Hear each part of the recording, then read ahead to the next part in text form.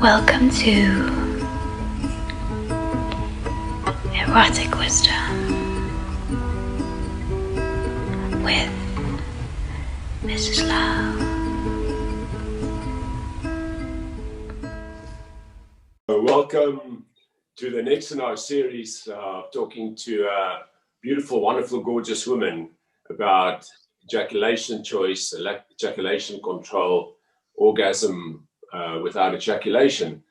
And today we have a very dear friend and the beautiful, wonderful, gorgeous Valentina Leo with us, also known as Mrs. Love.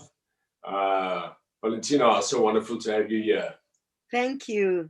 I'm broadcasting directly from my bed today.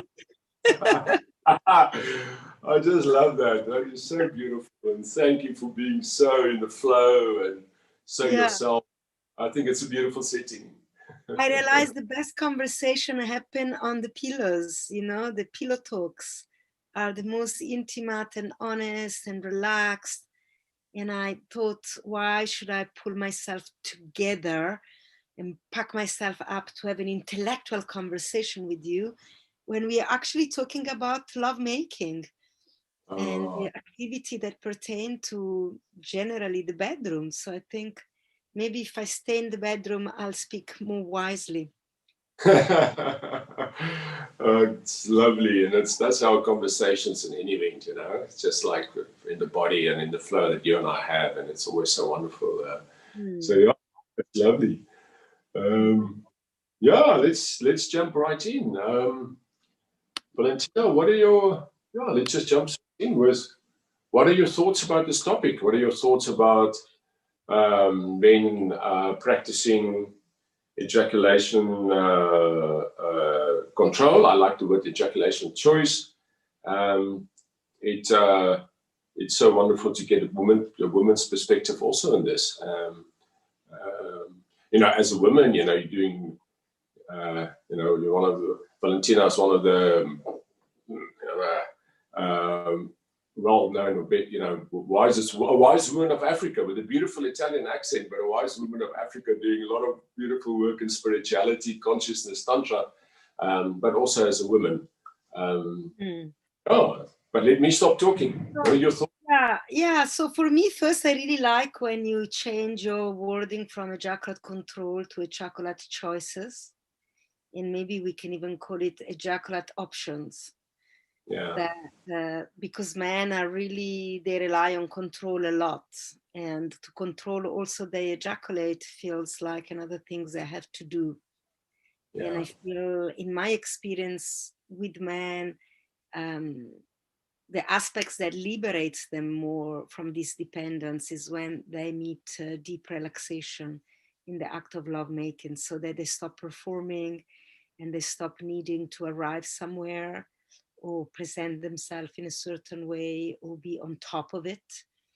And so also sex, it's something they have to control and do.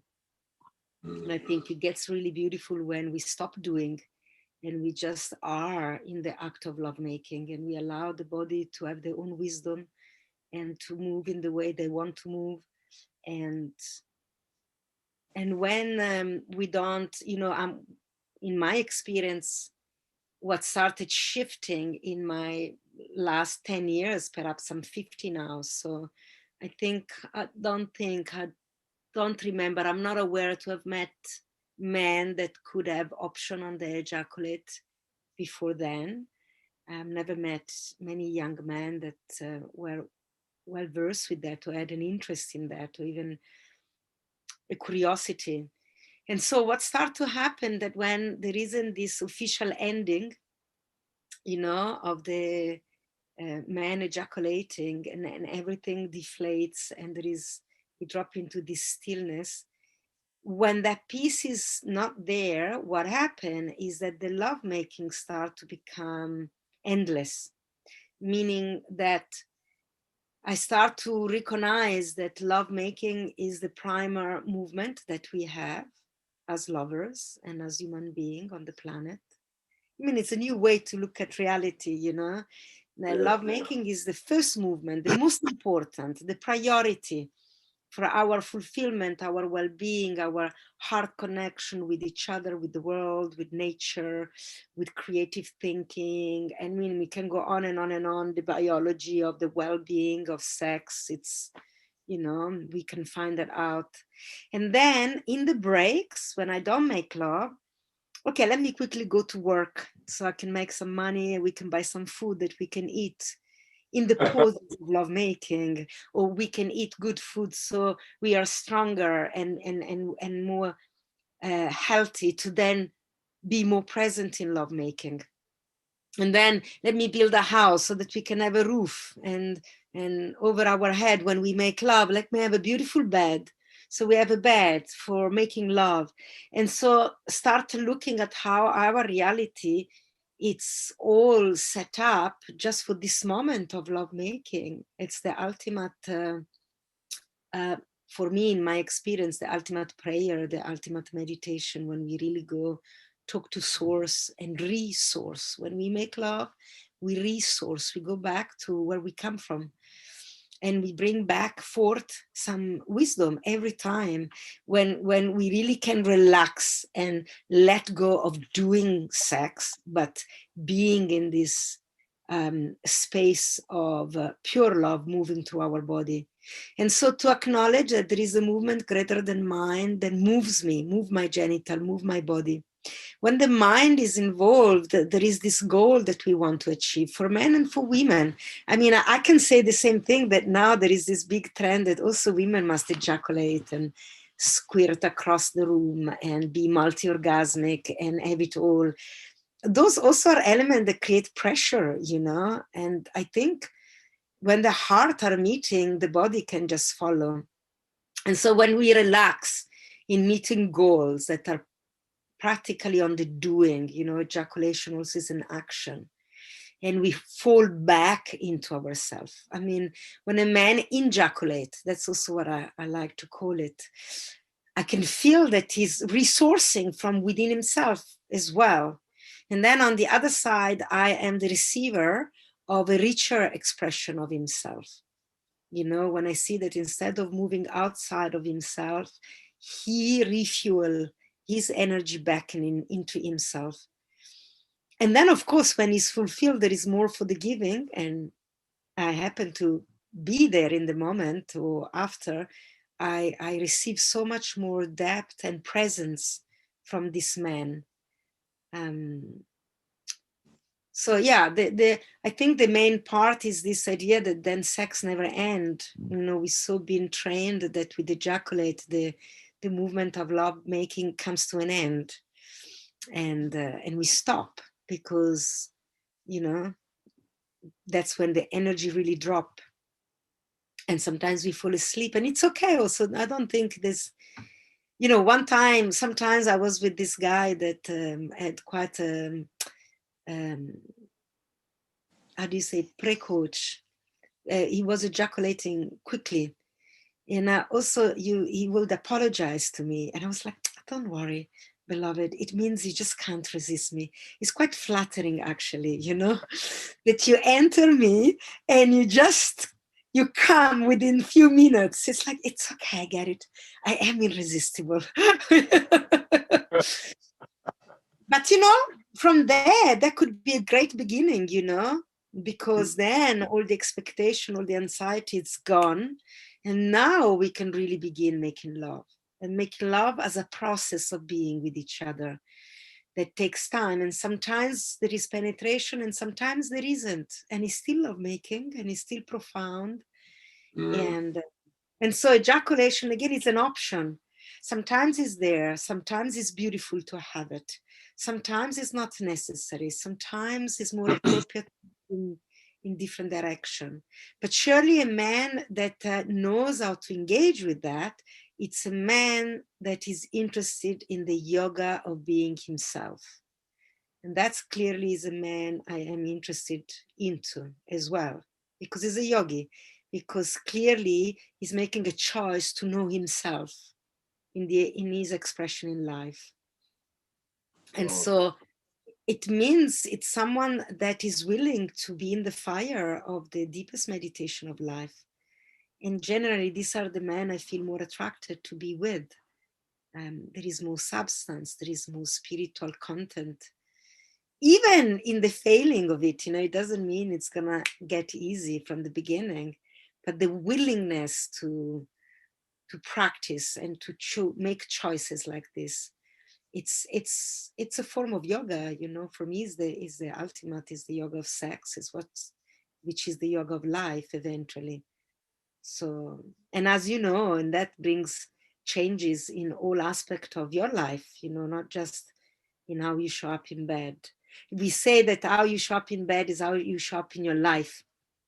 And so, if you can maintain and sustain stated of heightened sensation for a longer time and relax into that, that surely is a great skill to have in your life.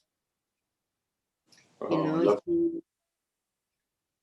you ejaculate quickly, I made the joke, I was really flattered, of course, I am irresistible. So what this poor guy could do, but, when we look into it, also this was a man that wasn't really engaging with life, that was so intimidated by the overwhelm and the richness that life also brought to him. And to ejaculate quickly was his way to not to have to deal with it. Not to have to deal with my intensity also to the depth, but also its life intensity.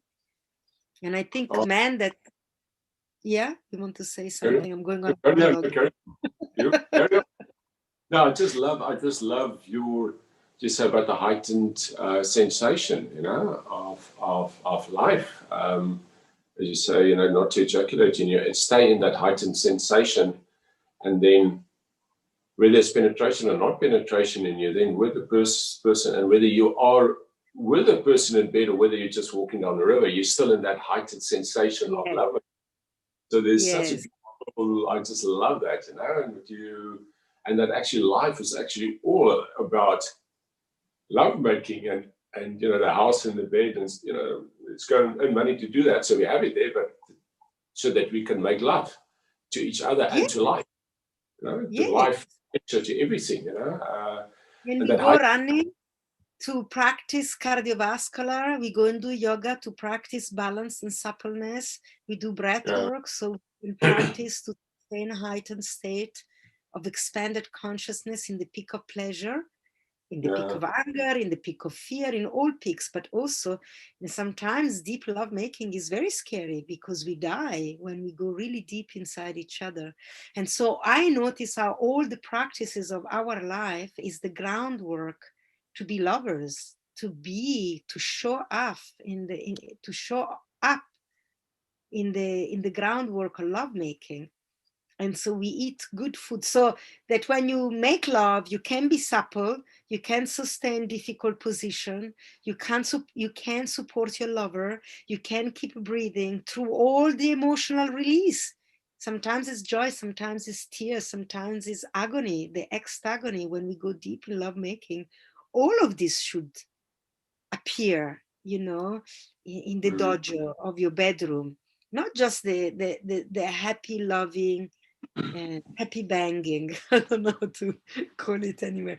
That's not real, That's also that's the performance of lovemaking, And so when you don't ejaculate, you bring all of that in everything else you do, even when you take your children to the park, and you're still heightened by that space in your being. And that's what your children can thrive on, play with, when they are exposed to us as adults that are rich of the lovemaking in our life. We are more available. We also become channel to source instead of becoming channel to the stressful nature of my job. That then we remember my job is stressful, but I undertake the stress because I want the money. So with the money, maybe I want to have a big car to take my lover in, and we can go to a great hotel where I've got a king size bed that overlooks the ocean, and we make love. I love that. God, hear someone else say these things that I so fucking feel and believe, you know, that's why I so feel it, you know, just to find another human being resonate the same kind of exact expression is so nice.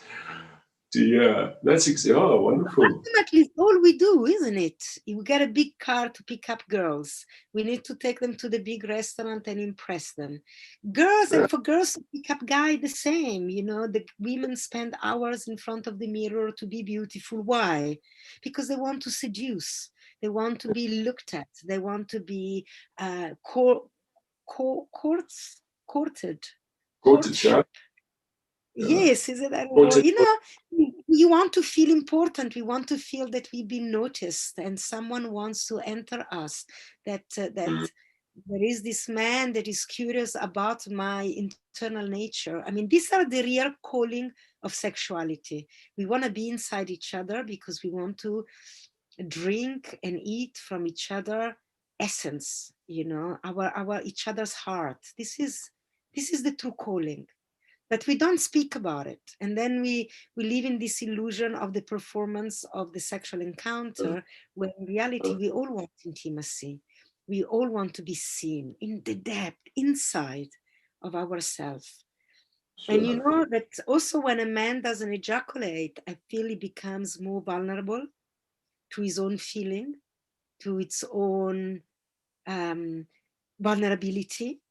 You know, and that means now I'm penetrating him. Now I'm also, and it's giving me an opportunity to also enter him. It's not about that he penetrates me. Yeah, that's what it looks like. But in the invisible, in the real movement of life, in the energetic, then we come to a point where we don't know anymore who's inside each other. Because when he enters himself, when he ejaculates, so he has to go back inwards, he can take me with him. Oh, that's so amazing. Yeah, you drop so deep in your heart, it helps you dropping into your heart, and then the person you're with can feel that. Your heart and your lingam gets connected. Completely. And now it's opening a portal. I can enter him direct. I can feel the energy of his body quivering. And he stopped doing, you know, there is that moment, and you know, when you practice in there, you have to concentrate on your own breath, especially at the beginning, to be with yourself, to be aware of what's happening in your body. And so the performance to impress the other cannot be there in that moment. And as a woman, I feel this, and I feel he stopped doing and he dropped in the pure being. And I want that. That's very attractive, you know, and he becomes feminine. He has the quality of the feminine that surrender backwards, and that's what I'm usually familiar with. And now he can offer that back to me. And sure, Valentina, I get like goosebumps on that, you know. Yeah, and if you drop into that feminine, I often say to guys, you know, if you know, especially men that have never come across that, you know, if you drop into your feminine, you actually feel that you can actually sense and feel the woman you're with so much better, you know. So if you connected with your own feminine and you're in that play with her, you can actually feel her energy so much, and it's like becomes this beautiful dance because you're also connected to your own. You can energetically feel when it's the right time to enter her, when it's, you know, when it's not, and the whole interplay of lovemaking is and I find ejaculation interesting. Expanded, you know, and so we also can overcome this role play that is so boring, you know. We've done that. And so when a man becomes vulnerable, also he allows, because the moment he enters his feminine space, it allows for me to be in my masculine, because, you know, we need the polarity. And so then I can start to feel my emptiness. I can start to feel the way I can hold space for him to feel himself. It's wonderful, you know, it's a beautiful space to be also for a woman, that now I'm going to be still and I'm going to be this empty space. And he can really feel the subtlety of the energy rippling back into his body, and the sensitivity on the skin everywhere, on the tip of his finger, on his chest, on his toes, you know, not just on his lingam, that suddenly is everywhere. So I really like to stroke his body, you know, and to also help him to expand his ability to feel. And in that, it offers something to me.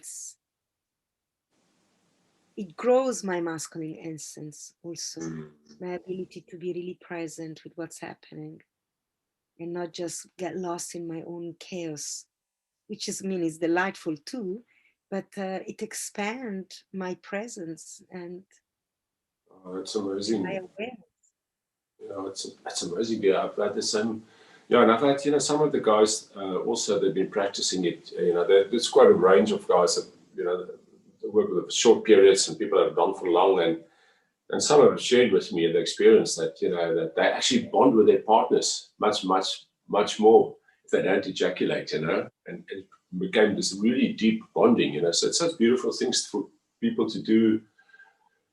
Sure, that have been in long relationships, isn't it? I don't know. I think that bonding I becomes think so, they bond because they go back inside themselves yeah, and they take their partner with. And so yes, now they have the experience of having their beloved inside their heart. And for men that wants to avoid intimacy, it's very easy to just ejaculate and never let anybody in. The movement is outward. There is the movement of sex, where as a man I enter another. I go places, but I don't let them come inside this place, you yep, know. And so a lot of these guys, they just like to fuck around. Actually, you can see they're really scared of deep intimacy. They don't want to let anybody inside themselves, yep, you know. And when they do, the bonding really happen, because now it's really vulnerable, and this beautiful being is being inside your heart with you. Now it's special. There is something really special about this other person. And it's not something I consume anymore. Sex is not something we consume. Not some, yeah, it's a thing. I always, you know, I found, you know, this is the business of our life. We consume everything. We consume movies, social media, food, you know, is the consumerism. And so sex became also something we need to consume, to suck it out, to take what we want from it and walk away, you know. And in many young people having a lot of different sexual relationship, there is this idea that we go in there and we take what we need, what we want, we use it, we consume it. But when we go into the depth with it, we culture it. It's very different. And so by the guy not expressing its seed outward, the seed reseeds themselves inward. You know, that semen goes back inside themselves and they seed themselves in their heart. It's a oh, culture, you know. I love Hmm? that. They're cultivating themselves. Yeah, that's And how so the beautiful. partner and the partner become the gardener that water the seed with them, because Yeah, they really, that's so beautifully articulated, you know, the seed out, or, and you can have the choice, you know, sometimes the seed out and sometimes the seed in, and you cultivate yourself. It's beautifully yeah, articulated. But yeah. what are your,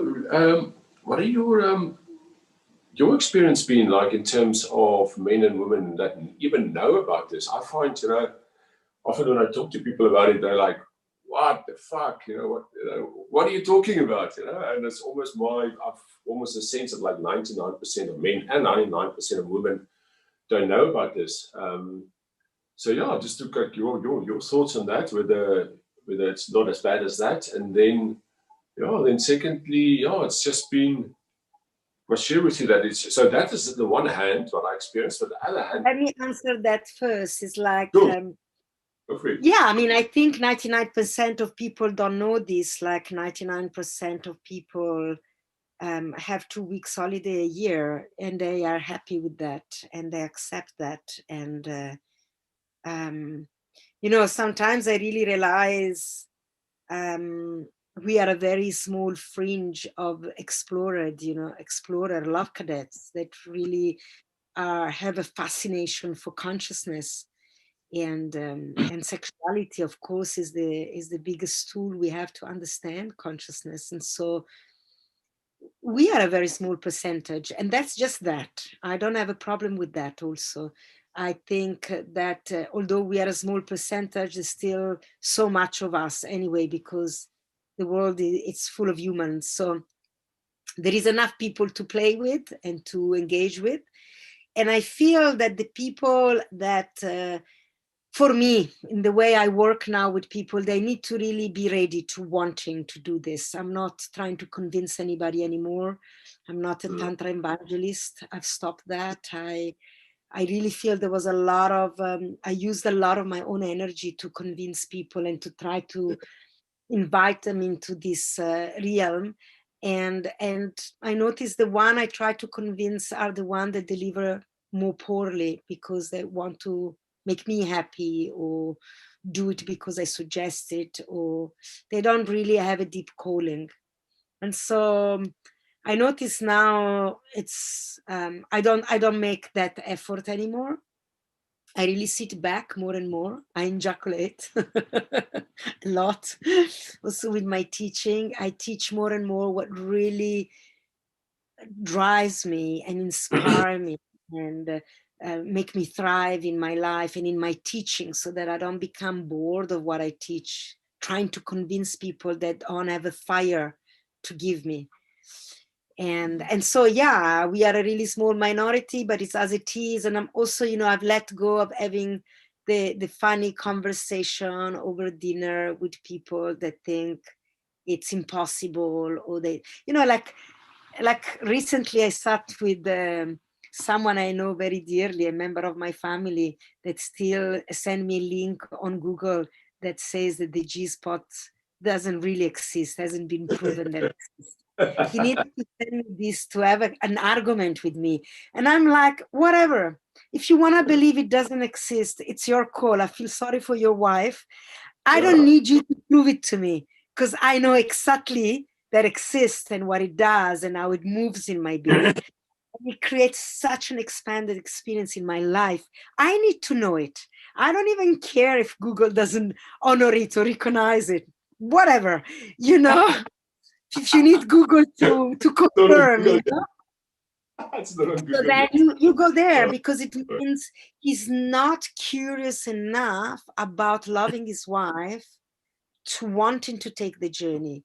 So those are hard work. Those students are the ones that always will challenge you with the mind and with the but, and I think also the journey with having ejaculate choices is ultimately a spiritual journey. It's a spiritual journey because I think the man that goes there, they want to know who they are. They want to understand themselves. Tell me, what do you know about it? You hang out with more men than I do that have this. Isn't it a spiritual journey, more of it? What men want out of it? Yes, the people that come to this thing, it is so much wider than just ejaculation. It's actually a deep inner journey that the guys want to know themselves. They come for and for, let's learn this thing. I can be a better lover, and for whatever. There's so many different reasons, probably 100 different reasons why people would come. There are 100 different benefits, or 200. I don't know how many benefits of doing this. So people come for different reasons, and then they come and they go, "Whoa, this is so much wider than I thought." And then it becomes this deep inner journey and beautiful exploration of that. So yeah, no, I totally same. Yeah, this, the people. I think what I find is just to put it out there. It's so great for me. And then the people that are ready, I also don't want to persuade people. It's still hard work, to persuade people that orgasm. And rather use the energy for the one that really want to know. Sorry, I'm still there. Yeah, keep your energy for the one that really wants to know, instead of try to convince the one that needs convincing.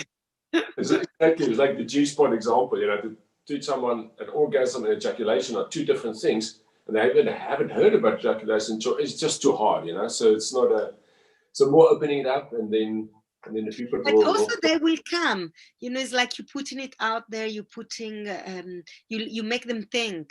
And maybe there are some men that they're so terrified and might think about it for 3, 4, 5 years. and then maybe only then they will come to your circle, and that's okay. And you need to take that time for them even to separate this concept of orgasm and ejaculate, that are two different things. Sure, they'll come when they're ready. Yeah, I must share with you that in this last one we did, well, the first one I did, we had close to 70 men all around the world that actually were on the challenge. And on the Zoom calls, you will see the open-hearted, vulnerable sharing of the brothers. You know, it's just amazing. It's really nice to see men coming together in this space, Abby. Yeah, yeah. Yeah, it's important. I think it's that time. It's your time now. I think as women, we started the work already 20 years ago, you know, all this feminine awakening. And now it's your time. It's the time for men to become feminine. You know, the biggest work I've always done with women to allow them to meet the deepest places of their own sexuality is to teach women how to make love from the feminine, because all of us women also were educated to engage in sexual activity with a masculine mind that is aimed to an orgasm, that we need to come and plenty, and we need, you know, like a really masculine orientation around sex. No one gets too vulnerable, you know. It's also a way to hide ourselves actually in all the very sexualized movements as women, the seduction and the control and the manipulation. And so for women to really drop also into the tantric mystery, the biggest job has always been to relinquish the control of the internal masculine that want them to be in a certain way, that want them to be liked, they want them to feel powerful through their sexuality. Women manipulate and seduce subconsciously a lot more than they realize. There is a, and in this, you know, for many women want their guys to ejaculate. If the guys doesn't ejaculate, they can be quite unhappy and angry at them and upset about it. I've heard of this, you know. Oh, for And sure. men are doing the No, work, and the definitely for women. sure. It's almost a desirability thing. You know, I often say to the guys, talk to your partner about what you're doing so that they can understand. Otherwise, there's also conditioning with women that they don't feel desirable if you don't ejaculate. You know, so you also have to educate them in the process. You know. Yes, yes, and that's also their masculine, that they there is this measuring, you know, like everything is linear. We learn it how it's supposed to be. If this sequence of event don't happen in this linear way, it means I'm not good enough, which what it really means, that I'm losing control. I have no control to what's happening here, which is the good part about orgasm. You know, to have orgasm, you need to lose control. You need to be prepared to die and to go into the chaos. And that's what I've been teaching the women a lot, to not be afraid to be completely out of control. And Yep. and I and I feel for the men. Now is this moment for the men too, you know, to let go of also that control, because we are afraid of what's behind that. In control, there is an expectation. It's masculine because it's linear. I do this action, I'm gonna get that response. Then it means I'm in control of my life, I'm in control of this situation. Then it means I'm safe.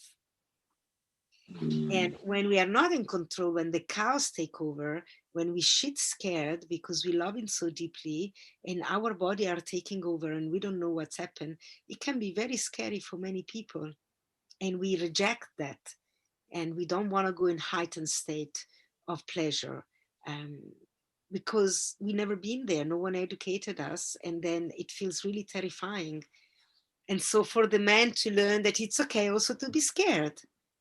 Yeah, it's so beautiful. It's like, yeah, for yeah, big part of my journey was when I could surrender. You know, when I realized that I could just be surrender and be taken and be penetrated by this woman that I'm worth. You know, like energetic penetration, and I like also get into that vulnerable space, and then it really enriched my life so much in that space. You know, like this really came up with me recently is that I just realized I have so many women coming to me and saying, "Oh, I want to be rubbished. You know, I wish my partner could rubbish me." You know, still. So there is maybe to give context of that, I often find that would love your inputs in it, that that men get into the space of dropping into this beautiful vulnerability space, and get into the feminine space, but it's a beautiful dance both ways. And then at a point with an open heart, it is great to ravish a woman, and it's great, beautiful to ravish her, for her to be also to open and to allow and to be totally ravished, to be fucked with an open heart, that type of thing. And I think sometimes I find that, and maybe this is more in a conscious tantric space where maybe men gets very much into their feminine and then can't ravish a woman, or don't feel that comfortable to ravish a woman anymore. And I just feel that there's sometimes that there is. I don't think they're into their feminine. I think they're really afraid to express their desire, and that's again control. And maybe there was an experience that they received when they expressed themselves that was not well received. And so they're scared to really show their deepest and powerful desire. So one time a friend of mine told me, Sai Tzu, maybe you know him, he gave me this beautiful mantra that I teach all my students: fuck with your heart and make love, and love with your genitals. We normally fuck with the genital and then we have the romance of the heart. No. In real life, learn to fuck with your heart, because life will come at you intensely, and fuck with your heart. Take it on. Take life on. Take your lover on. Don't be afraid to crack your heart open. Here is where it really happens. Sex begins in the heart. Here is where the erotic dynamic are really happening. The genital are just mere tools to express the heart. And so you must know this, for the man, the lingam is the visible expression to the heart. So men can use their cock to really fuck life physically in the world of form. And women get fucked internally, so their organ is internal and they can receive the ravishing of life all the way into the heart. Men resort from the heart when they meet the depth of their heart, hence ejaculating. It's like penetrating themselves backward and ejaculate into their own heart. Now, when they culture their heart, the man, now they can use their cock, their lingam, to express the deep intensity, romance, and desire to love and penetrate reality. It all happen in the heart. And the lingam is just an instrument to express that in the world. And for women, is the opposite, is the ability to take in the heart the whole of humanity. We say that the woman is the body of love. We say that the feminine is the body of the planet. And the planet loves the whole of humanity. The planets include animal, plant, flower, tree, children, elder, perpetrator, victim, everything, it's included in the dance of life. And so from the tantric perspective, the feminine body, the challenge is to be able to keep relaxing into herself and keep expanding so she can contain the whole of life inside her body. Through sex, in being penetrated, we practice as women to open and let go of all the resistance between being this woman and being the body of the planet, and just let it all happen. And so welcoming in my heart and realizing I'm being fucked all the way into my heart. And so many women still have many resistance at many levels in their body, from the yoni to the heart. Sure. But the final portal is to let a man, which carries the whole dance of life, into the depth of her heart. Beautiful. That's how he ravishes her. Like he eating ripe fruit, like he's surfing the waves, like he's running on the mountain, with that commitment to give all of himself to her, head first. I also like this idea that also we have on the tip of the penis, there is the gland, and the gland is in the shape of a heart. There is a piece, there is got those two, you look at that. It's a man's heart. It shows on the tip of his cock, and he's tender. The gland is so delicate, no? It's designed to be touched really gently and delicately, because that's the skin of a man's heart. And so when a man penetrates a woman with this awareness that he's giving her his heart, and therefore it's delicate and it's tender, and he wants depth, then his movement doesn't matter what do they look like. They really carry his true, honest commitment to fuck with his heart. And the heart comes before the head. The cock, the heart, the head. I love that. It's an opportunity the men have to operate with the intelligence of with the head of the cock. We say that the gland is called the head, no? So that's the true intelligence. That's the mind of the lingam. Its pure intelligence is on the top of the cock. That's the head of the lingam. And that's, we penetrate head first, is the first dissolution that is going to happen when the penis enters the body of woman. The first thing that needs to blast is the mind, his own head. And then the man can go into the unknown. So for a man to really ravish a woman, to really fuck her into her depth, he must let go of all his story, all his shame, its religious education, and this idea that he's humiliating her, because many men grow up also with the idea that the cock is toxic, that their sexuality it's toxic, that there is a problem with the amount of desire that a man have for a woman. But this is all lies, is not true. It's badly perceived, So these are story of our society, to also keep the passionate lovers at bay. And there is this belief, it's a religious belief, that the penis is contaminated and is toxic. And so if I really fuck a woman hard, I dishonor her. There is this idea that she get dishonored by a man who love to her. Yeah, that's what many men are scared to do it, like they're scared to. They're scared to dishonor, and they're scared to be violent, and they're scared to be too much. And instead, that's everything a woman wants. That's and if it's everything we want, actually. Yeah, exactly. If it's done in the way that you explained it, that's exactly what the woman wants, and that's what the guy.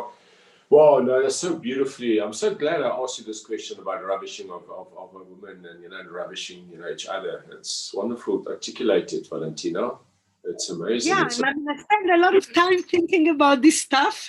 This is my question. And when I work with men, I see this in men. I see that I want to feel deeply desired by them. I want to feel that they wouldn't want to be anywhere else but deep inside of me. And they hold themselves back from showing me the depth of their desire. I can feel they're holding back. And so when I work with them, not as intimate lover, but as student and practitioner, this is the place I always invite them to go. They need to go into the beast. They think they have a beast, but this beast could be their greatest ally. What your sexual beast is really telling you, draw from the wisdom of the beast. Is not your enemy. It's also another part of you, the animalistic body. And if they will be willing to ask the deepest question, they might get some deep wisdom from their profound desire to enter the body of a woman. I feel is the ultimate devotion. The design of God is so perfect. The man can't resist women.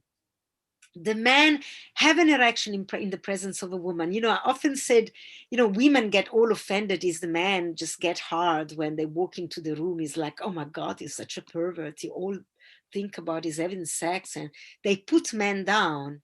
When in reality, when a woman is really awakening her sexuality, the dynamic will be the opposite. I always make a joke. It's like, what do you mean? You're not having an erection in my presence? What the fuck? Haven't you noticed me? Have I not entered the room? You should all have an erection. Then I feel seen, I feel received, I feel that your body responded to the purity of my desire to be seen. You know, because this is form wanting to be penetrated by consciousness. This is the design of life. And as men and women, we represent the body of the planet wanting to be penetrated by consciousness. And so that's what the men are in the offering. The difference is that when we were educated that when a man has an erection and a woman generated this erection, the woman needs to take care of it, needs to find resolution, and needs to finish the job. That's I was told. Yeah, it's also like a conditioning in that space. No, God, Valentina, is so beautiful. Yeah, I tell the guys, please, whatever you do, don't stop your erection.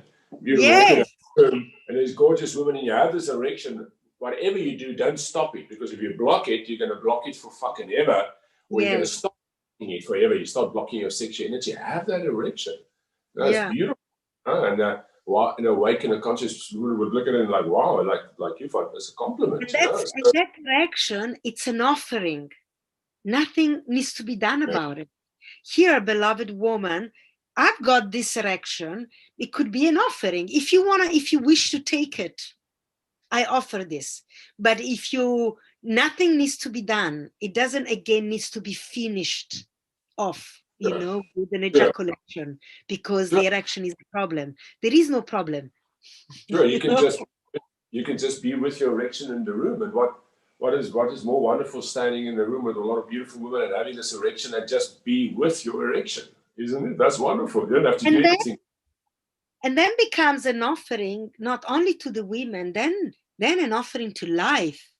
Then becomes a spiritual practice of being absolutely present in this moment, that I cannot hide myself. There are no hiding places, that even my body becomes hard, is full of God right now, responding to this moment. That's what the erection also is.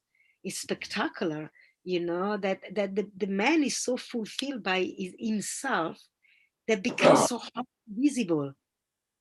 There's no hiding place. That's ultimate gift to God. I am here. God, source, divine, existence, whatever you want to call it. It's a real cool presence.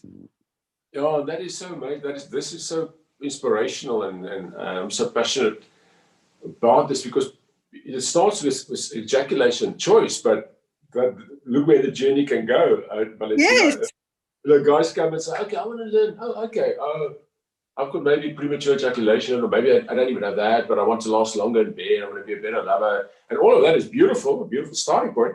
But look where this journey can go. Isn't that amazing discussion we're having now, and that you're so beautifully articulating? Yeah. Wonderful. Yeah. Thank you for inspiring this conversation. Thank you for being so beautifully articulating it so well and being open for it. Is there anything else you want to add? Anything else? Is there anything else coming up? What I want to say, that I'm giving you all my blessing, not that you need them, but when I see you doing this work, and I know, it's not that I hope, I know it's your journey, Leonard. It's your you're entering the mystery of masculinity on a very deep level, and so you're sharing. It's essential, like I do. I teach what I do so that I can learn. Really, my students serve me. Without them, I wouldn't go deeper into the work, and so it's it looked like I'm serving them, but actually. And so I see you, the devotion that happens in your being, to be so devoted to this masculine current, and to understand your physical body, and you're going in the mystery, in the deepest mystery. So that is such a gift. When you really flower into yourself, then it doesn't really matter what you do. You just brings gift to this world. and I see this happening, and I feel this expansion. It's a pleasure to know you and to have you in my life.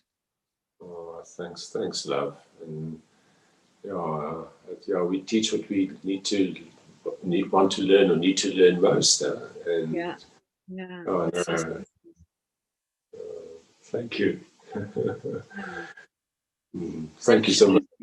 You'll make a difference for so many men. It's gonna be a ripple, and we, that's how we help each other, and that will impact the women in their life, and so we dance together.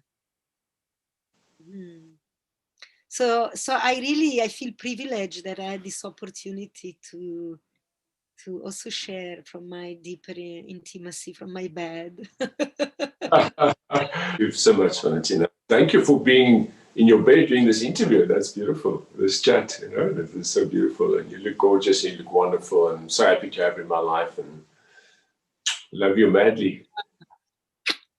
Thank you.